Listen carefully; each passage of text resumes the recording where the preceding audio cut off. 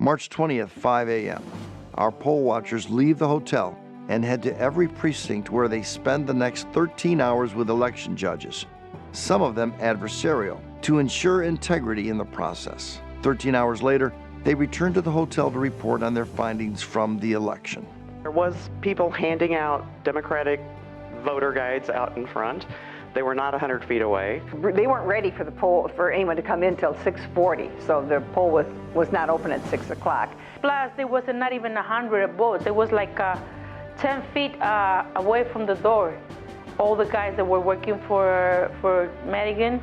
During the course of the day, I ended up talking to the husband of one of the ladies. Okay, he's a retired sanitation worker. He's a big, strong, lifelong supporter of Mike Madigan. And so he was telling me, not knowing, I don't think he knew at the time that I was a Republican. I'm not sure about that. But he started describing to me what he does for Mike Madigan.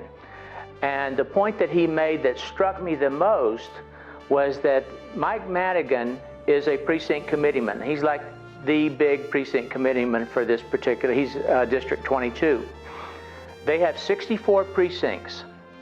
Mike Madigan calls a meeting of all 64 precincts, and he is able to generate 64 precinct committeemen.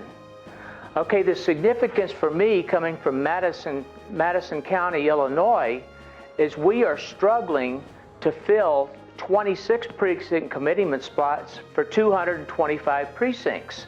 They never put seals on the ballot box to prevent it from being open, so they could have showed us. And then midday, I mentioned something about that. Shouldn't there be seals on the ballot box? And they said, well, I don't know. They didn't do it. Ward committee people set up a table outside of the precinct place, and the judges went out and talked to them twice. They didn't move. We called John, and this is one of those things that probably could not have been dealt with short of a complaint to the Attorney General's office, and the Attorney General's office is pretty useless this time around. And the judge would come and talk to them and tell them, you know what, go and get this girl, she haven't come and signed. So actually, you know, there was campaigning inside all the judges. As soon as we got in there, one of the judges had 2 cell phones, a clamshell and an iPhone, and he was working both of them. What I noticed pretty early on in my precinct was that the ballot scanner wasn't working well. They would feed ballots in several times and they would get rejected. They'd get spat right out again. November is going to be bad because they are not going to let us sit where we did today. We were up close where we could sort of hear, or at least the election judge could go over to us and say, yeah, this is the voter's name, or we could hear the election judge say the name over again.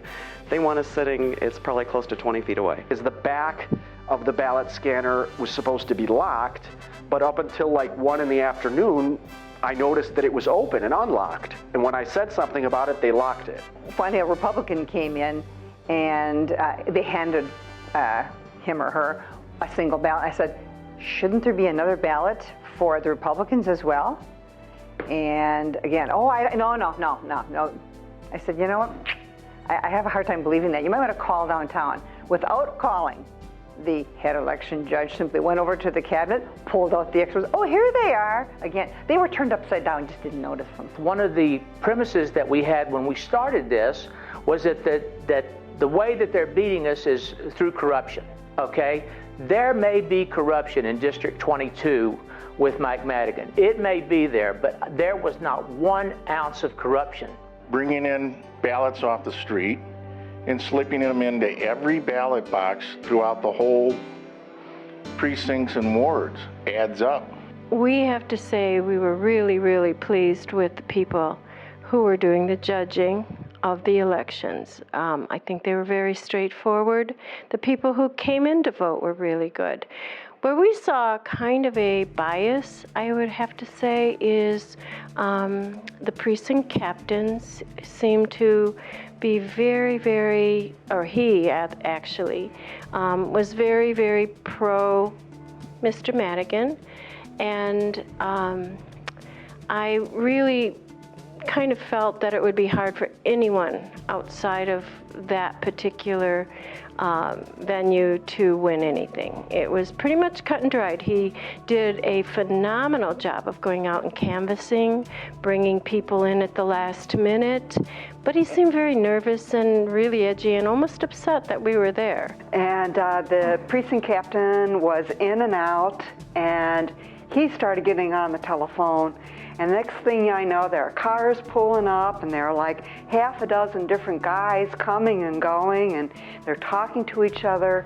And one of the things that I noticed was that the precinct captain had a sample ballot, an official Democratic sample ballot. So when they weren't looking, I pulled it out of the box, and he had this box, by the way, inside the polling place by the judges. So I pulled this out and I called one of our attorneys and asked whether or not this was considered campaign literature, and he said yes, it was. You could talk to this gentleman and he could almost quote you verbatim the details about how you processed the machines and what envelope you put the ballots in. Literally, I would say a good 80% of the people that walked through that door was holding this. I found out what curb voting is. We had an 84-year-old lady call the precinct captain and said she didn't get her absentee ballot, so they drove to her house and let her vote at her house. So in both of those cases of inactive voters, neither of them were issued provisional ballots. They were both allowed to vote with a regular ballot. They had double counted. When the voter signs the form that they are there to vote, they assign the number and they spindle it. Well, apparently they had double counted. They had 65 down twice because it wasn't adding up to the machine. So they were going into these forms and changing the numbers, and I saw that they were editing. So I just stood up and I asked, what are you doing? What are the changes that you're making? And she got really upset with me and said, this has got nothing to do with you. This is our business. The best I could tell from identifying signatures was to look to see if one of the judges actually looked at the signature, which I would say only happened about 50% of the time. I have a real bad experience with the judges, which they was campaigning inside and calling people to come and vote and giving all kind of notes to the precinct captain. It seemed like there was always a little leniency to the Democratic side where, are you voting Democrat? Or if they didn't even respond, it was like almost assumed it was Democrat or something like that. But I think that people probably were trying to vote Democrat, but it's a little bit of helping them along maybe. They were passing these out right out front the door. The polling place was a storefront, an ice cream shop, where there was a door and there were big plate glass windows, and I could literally see the precinct captain and all his henchmen out in front as they were talking to people. So according, the instructions from the attorney was to alert the election judge that this was going on. So I did, and the election judge went outside. There was one woman sitting in a chair literally right outside the door that had a whole stack of these, and he said, I'm really sorry, you've got to move, you've got to be beyond the cones. So she picked up and she moved. Then I saw through the plate glass window the precinct captain continued to hand these out. In fact, literally shoving them into people's hands as they're walking through the doors. So I mentioned it to the election judge a second time. He went out there, talked to him, and says, look, you guys, you've got to be behind the cones. Well, an hour later, I see the precinct captain with this, like, all folded up like this, and he's shaking hands with people. He's handing it to them. I also removed some Madigan signs that were not within 100 feet. People that voted absentee votes, they come and vote again, twice. Especially when we closed down the polling place, it was very laborious, and they actually wanted to bring in help from outside to help them wrap it up, because they were just, I think if they went by the book, they would have been fine, but they really didn't know what, it was very time consuming. We asked to see that the ballot box was empty, the scanner was already on top of it. They kind of fumbled around, said that they could not show us because it was Velcroed down, and so we couldn't look inside. But then at the end of the day, they lifted the ballot box right off, and they could have done that in the morning and showed us that there was nothing in there. When we first arrived, there was, and they set the machine, plugged it, turned it on, there was 36 votes to start with, and we said, When we arrived there at 5:45 in the morning, the place was perfect. It was all set up, the ladies were there, they were very cordial, very professional, and as we found out through the day, all of them were Democrats, but it never was an issue, not one time. One of the things that was interesting was the state's attorney was there, and I did talk to him about it. And he said that if you want to get along, you better start 20 feet away, and hopefully you can move closer during the day. We have been on an adventure for the last 40 hours. And along on this adventure, I brought about 130 of my most wonderful friends. I didn't know them all before we started, but boy, do I know them now. And what I know about them is that they are tremendous patriots. They are brave. They're heroes. The project that we just accomplished was called Team 200. And what we asked people to do is step forward on a strictly volunteer basis and sacrifice a day and a half out of their lives, some of them more than that because they traveled a long way to get here. People from all over the state of Illinois who are concerned about the integrity of our elections. So what we did is we put the call out. A short 6 weeks ago, we started this. We put the call out to concerned patriots all over the state to come and join us in District 22 outside of Chicago for an intense, focused poll watching training and hands-on experience.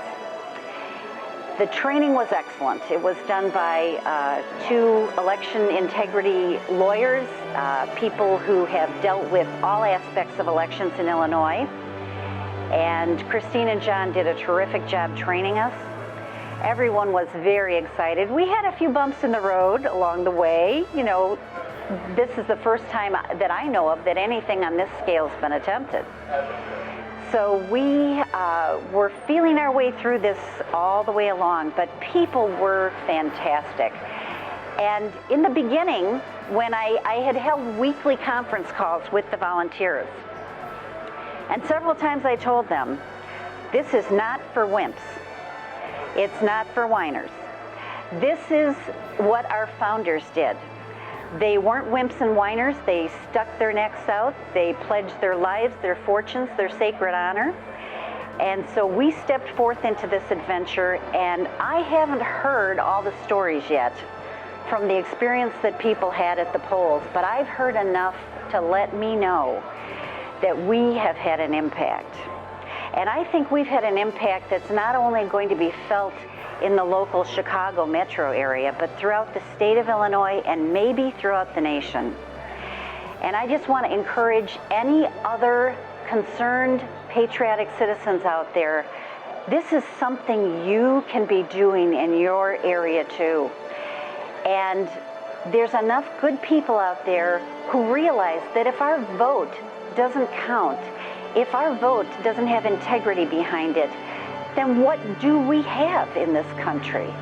That is the fountainhead from which everything else springs.